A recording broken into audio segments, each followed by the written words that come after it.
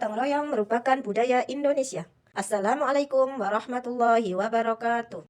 Sahabat PAUD Indonesia, saya Murianti dari TK Tunas Islam Kasihan Bantul DIY. Saya akan berbagi praktek baik pelaksanaan P5 Aku Sayang Bumi yang berjudul Penguatan Karakter, Berakhlak Mulia Terhadap Alam dan Gotong Royong melalui pembuatan taman sekolah dengan memanfaatkan barang bekas di TK Tunas Islam. Pelaksanaan P5 ini saya mengampu di kelas P2 pada minggu kelima dan 6. Situasi yang melatar belakangi pengambilan tema Aku Sayang Bumi adalah adanya barang bekas dari sedekah sampah di setiap hari Jumat yang belum terkelola dengan baik. Anak belum memahami cara pemilahan sampah. Anak belum memiliki kesadaran tentang pentingnya sayang tanaman. Lahan sekolah yang belum terkelola dan dapat dimanfaatkan untuk taman sekolah. Tantangan yang kami hadapi yaitu tidak ada bahan tanaman untuk ditanam, keterbatasan dana dalam pengadaan tanaman, keterbatasan waktu belajar dan keterampilan anak-anak. Aksi yang kami lakukan, sedekah sampah setiap hari Jumat, dilakukan setiap hari. Diprogramkan sedekah tanaman. Pemanfaatan barang bekas yang ada dibuat menjadi pot seperti galon, botol, kenceleng, dan ban. Membuat ekobrik dari sampah plastik dan sampah kertas yang ada. Pelibatan orang tua dalam pembuatan taman dan ekobrik. Pada tahap permulaan, anak-anak diajak untuk mengamati lingkungan sekitar serta mengidentifikasi tentang deskripsi sampah, jenis-jenis sampah, bahaya sampah, dan manfaat sampah bagi kehidupan sehari-hari. Di tahap pengembangan, anak-anak diajak untuk memilah sampah sesuai jenisnya, seperti sampah organik, anorganik, dan B3. Kemudian, anak dikenalkan tentang bahaya sampah apabila sampah dibiarkan. Selain itu, anak diajak untuk memanfaatkan sampah yang ada di sekitarnya, seperti sampah daun, sampah sisa makanan, sampah sayur, dan sampah buah untuk membuat pupuk. Memanfaatkan sampah kertas dan sampah botol untuk membuat hasil karya yang akan dipamerkan ketika gelar karya. Di tahap penyimpulan, anak diajak untuk memamerkan hasil karyanya kepada orang lain, baik kepada teman, orang tua, maupun guru.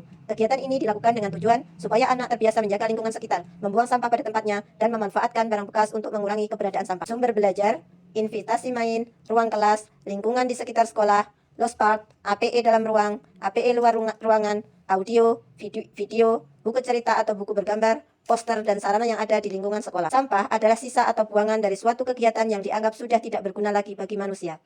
Sampah yang dihasilkan manusia dibagi menjadi dua jenis, yaitu sampah organik dan sampah anorganik.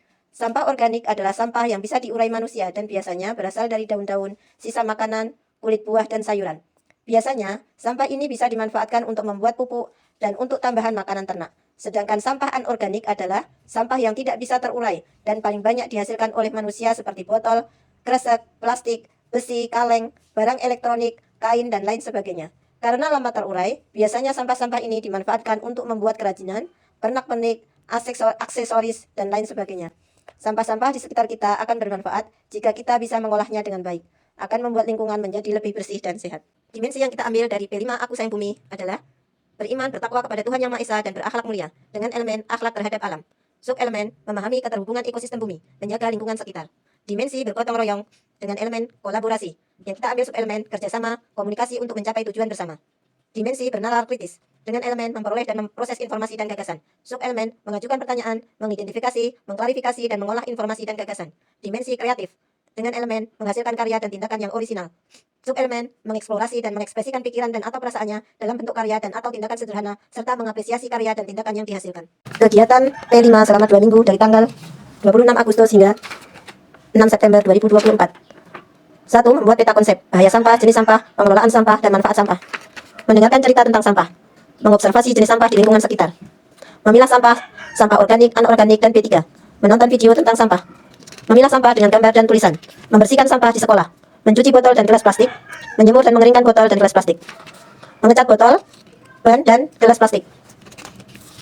Mengecat ban, mengolah tanah dengan media tanam, membersihkan hiasan, merapikan ban untuk dipindah ke tanah, menanam tanaman di galon dan ban, merapikan pot dan galon, menata taman. Mengisi botol bekas untuk ekobrik dari potongan kertas yang digunting oleh anak-anak dan kemudian dicat, yang melibatkan wali murid.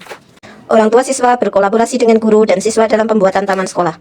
Pembuatan taman sekolah ada di 3 titik, di halaman sekolah, di pagar sekolah, dan halaman samping sekolah. Pembuatan taman sekolah dikerjakan bersama-sama 6 kelas. Kelas B2 membuat taman di halaman sekolah dengan memanfaatkan ban bekas yang dicat sebagai pot.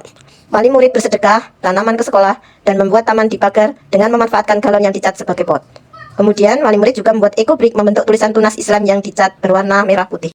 Refleksi orang tua. Pendapat Bunda tentang P5 yang kita praktekkan ini, berdampak pada pembentukan karakter Ananda tidak ya?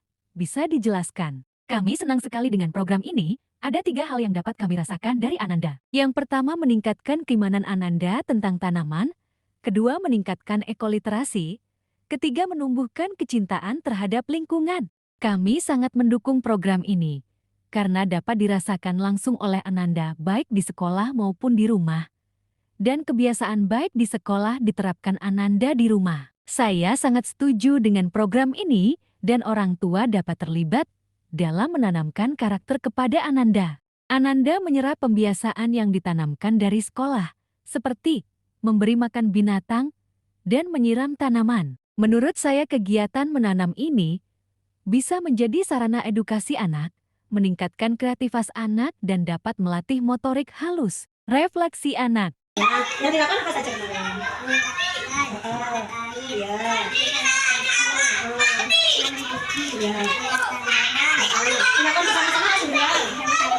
Rasanya gimana kalau pekerjaan dilakukan bersama-sama? Senang. Besok? Iya. Oh, ngecek botol bekas ya? Oh, terus apa lagi? Bunga? Ya. Mbaknya berapa sendiri atau bareng-bareng?